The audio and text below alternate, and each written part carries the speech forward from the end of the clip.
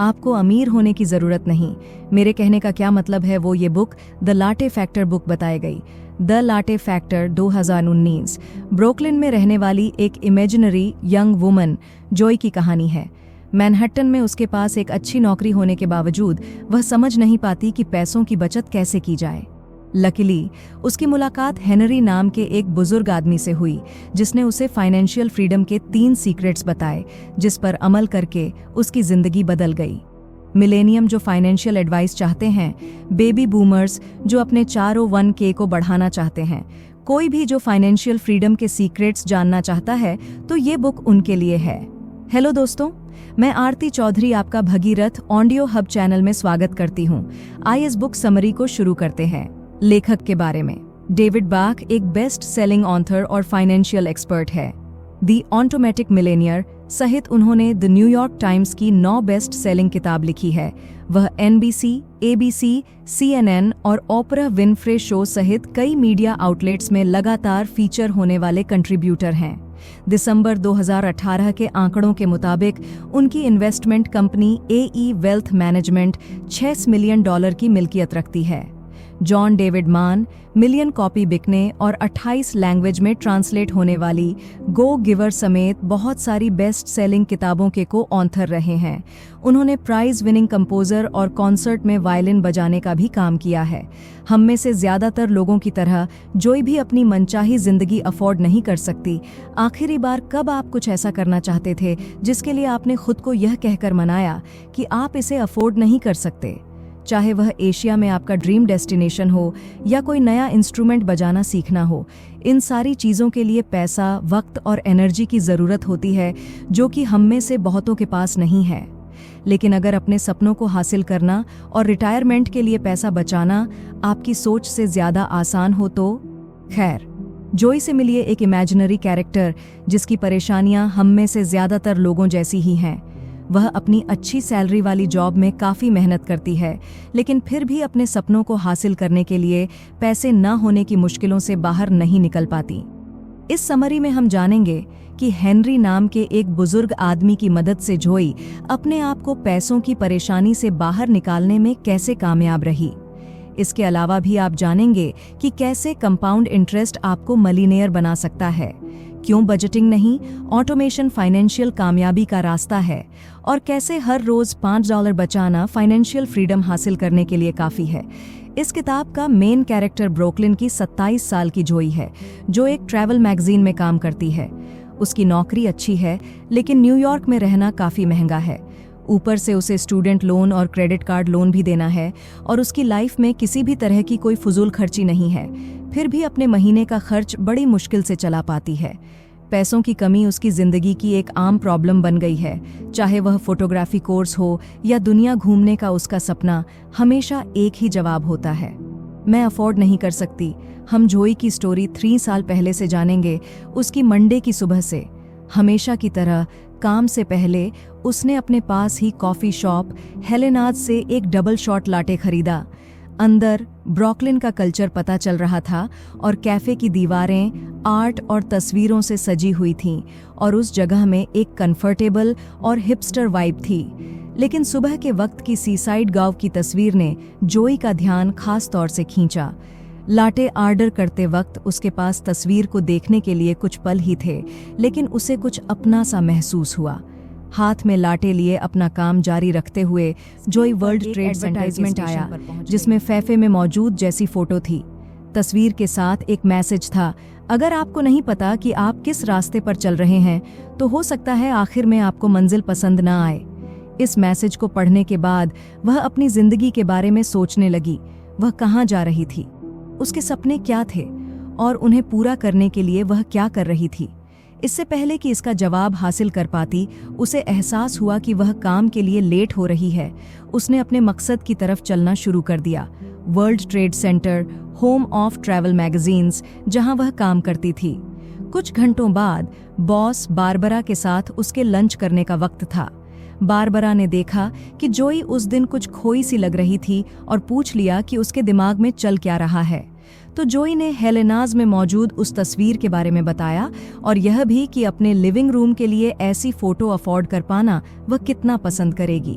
Barbara ने जोई को हेनरी नाम के कॉफी बेचने वाले एक बुजुर्ग से बात करने की सलाह दी, जो कि उसी कॉफी हाउस में थे जहां से जोई डेली कॉफी लेती है, और कहा कि उनसे उस फोटो के बारे में पूछो और देखो वह क्या कहते हैं। हेनरी ने जोई को लाटे फैक्टर के बारे में बताया। अगली सुबह जोई हेलेनाज में उस सीसाइड गॉव की तस्वीर को ध्यान से देखने के लिए रुकी, जिसके नीचे प्राइस टैग लगा था 1200 डियार्स एक तस्वीर के लिए महीने भर का किराया। फिर भी उस तस्वीर की खूबसूरती को सराहते हुए और उस आइलैंड के बारे में सोचते हुए जहां यह तस्वीर ली गई थी वह वहीं खड़ी रही। तभी किसी ने उसे पीछे से टोका, माइकोनोस। उस आइलैंड का नाम। लगभग अपनी लाटे को गिराते हुए वह हेनरी से मिलने के लिए मुड़ी, वही कॉफी बेचने वाला जिसके बारे में बारबरा ने उसे बताया था।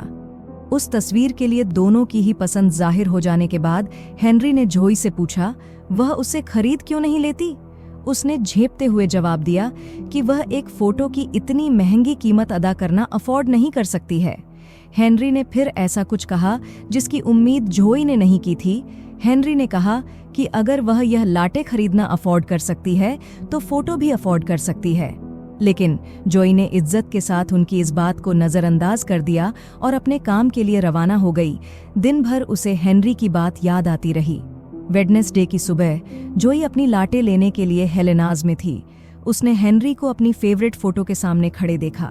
दोबारा बातचीत होने के बाद उसने हेनरी से उनकी पिछली बात को एक्सप्लेन करने के लिए कहा।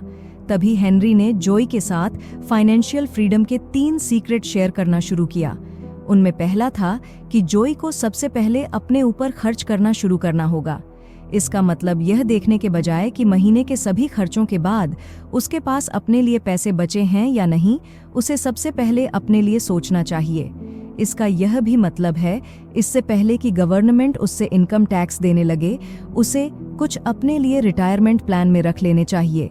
पैसे, हेनरी ने आगे कहा, इसे कंपाउंड इंटरेस्ट के साथ जोड़ लो और पैसा बढ़ता जाएगा। हर रोज सिर्फ $5 बचाने से कंपाउंड इंटरेस्ट के जरिए 1 साल बाद यह 1895 हो जाएगा और 40 साल बाद $938 ये सब उस $5 की लाटे की कीमत पर। जोई सोचने लगी, अगर वह कैफे में खर्च करने के बजाय काम के लिए लंच भी घर से ही ले जाए तो? अगर वह अपने वर्क वीक में खर्च की आदत बदल दे और हर रोज 25 सालन बचा ले तो कितना जमा कर पाएगी? हेनरी ने कैलकुलेट करके बताया कि 40 साल में $3.4 मिलियन। यकीनन जोई को इस बारे में काफी सोचना होगा। दूसरी सुबह इस सीक्रेट पर यकीन नहीं हो रहा था और उसने अपने सवालों के जवाब पाने के लिए हेनरी से दोबारा मिलने का फैसला किया। लकीली वह मिलने के लिए तैयार थे।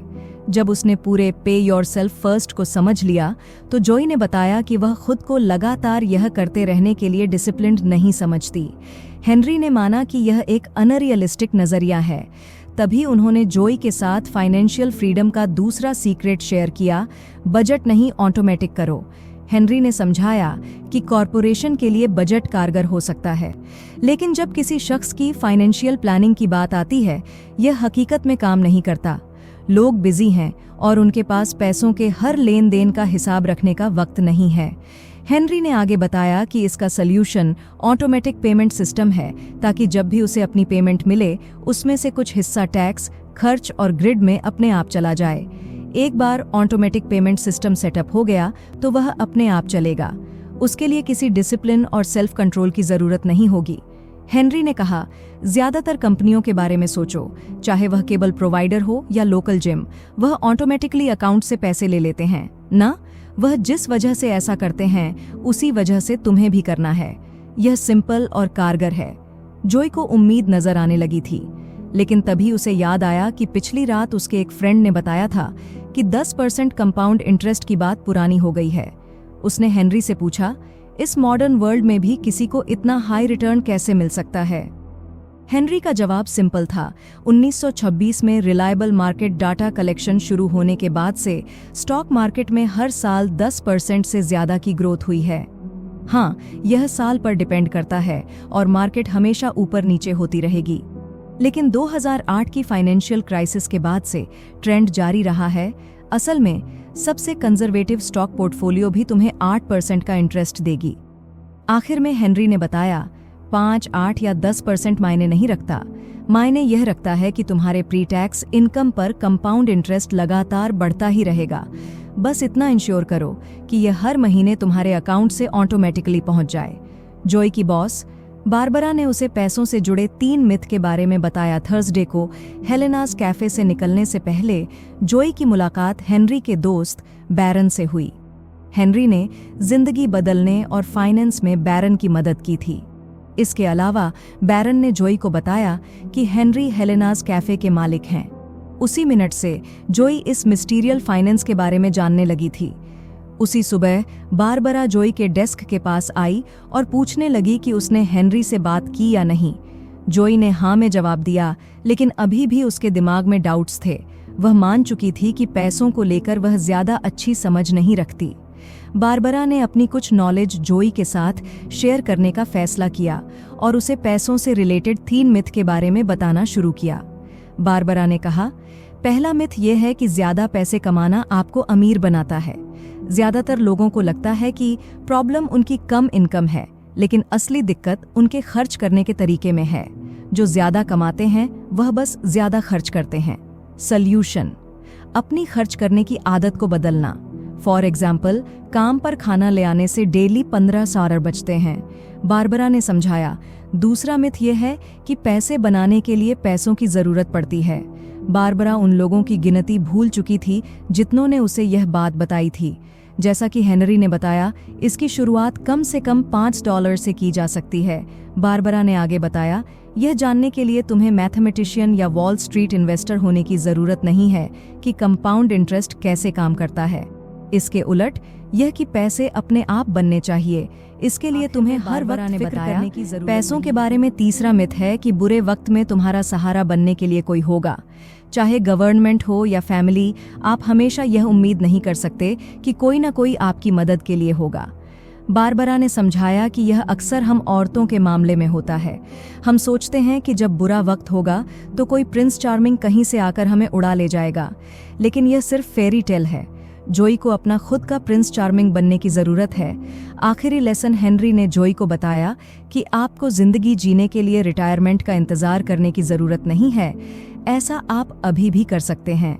फ्राइडे को काम पर जाते वक्त जॉय को एहसास हुआ कि उसने हेनरी से 3 में से 2 ही सीक्रेट जाने हैं। इसलिए उसने तीसरा और आखिरी सीक्रेट जानने का फैसला किया और हेनरी से ज्यादा नॉलेज लेने के लिए हेलेनास कैफे पहुंच गई।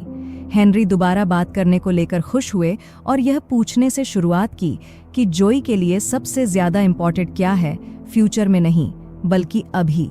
कुछ देर सोचने के बाद जॉय ने जवाब दिया कि वह अच्छी फोटोग्राफ लेना सीखना चाहेगी और लॉन्ग टर्म के लिए उसका सपना दुनिया घूमने का है। यह बात उसे दुखी कर देती थी कि वह एक ट्रैवल मैगजीन के लिए काम करती है, लेकिन कभी कंट्री से बाहर नहीं गई। हेनरी ने बताया कि तीसरे सीक्रेट को अमल में लाने का वक्त आ गया है। अपने लिए बचत करना और उसे ऑटोमेटिक करना, यह सब ठीक है, लेकिन प्रेजेंट में पैसों की फिक्र के बिना जीने की भी जरूरत है। हेनरी ने पूछा, एक अच्छे फोटोग्राफी कोर्स में कितना पैसा लगता है? जॉय ने जवाब दिया, लगभग $600। हेनरी मुस्कुराए। जॉय को ड्रीम अकाउंट खोलने की जरूरत थी। अपने पेंशन प्लान के अलावा अगर वह हर रोज $5 बचा लेती है तो 6 महीने के अंदर उसके पास फोटोग्राफी कोर्स करने के लिए काफी पैसे होंगे। लेकिन क्या उसके दुनिया घूमने के प्लान के लिए ड्रीम अकाउंट काफी होगा? उसे तब भी कुछ वक्त के लिए काम बंद करने की जरूरत पड़ेगी। तब हेनरी में उसे radical sabbatical concept, radical sabbatical के बारे में समझाया, जिसके तहत उन्होंने खुद के लिए 100 कंट्रीज घूमने का वक्त निकाला था। सबसे पहले जिन जगहों पर वह गए थे उनमें से एक ग्रीस था। असल में वह माइकोनोस की फोटो ही जहां से यह सब कुछ शुरू हुआ, वह हेनरी की ही क्लिक की हुई थी। 3 सीक्रेट समझने के बाद अब जॉय जान गई थी कि उसे क्या करना है। सबसे पहले वह अपने ट्रैवल मैगजीन के एचआर के साथ बैठी और पेंशन अकाउंट खोला। उसके बाद उसने 2 ड्रीम अकाउंट खोले, एक फोटोग्राफी कोर्स के लिए और दूसरा वर्ल्ड ट्रैवल के लिए। आखिर में वह बारबरा के साथ बैठी और पूछा कि क्या वह हर साल एक बार अपनी खुद की रेडिकल सबैटिकल ले सकती है? वह अब्रॉड में रहकर भी काम कर सकती है। बारबरा एक शर्त पर मान गई, जॉय उसे पोस्टकार्ड भेजेगी। तब से 3 साल गुजर गए। जोई ने रेडिकल सबैटिकल ले रखा है, उससे भी ज्यादा यह कि जो फोटोज वह दुनिया भर के ट्रैवल के दौरान क्लिक करती है वह उसी ट्रैवल मैगजीन में पब्लिश होने लगी जहां वह काम करती है। जोई अपने ड्रीम्स पूरे कर रही है और यह सब $5 की लाटे की असल कीमत पहचान कर हुआ।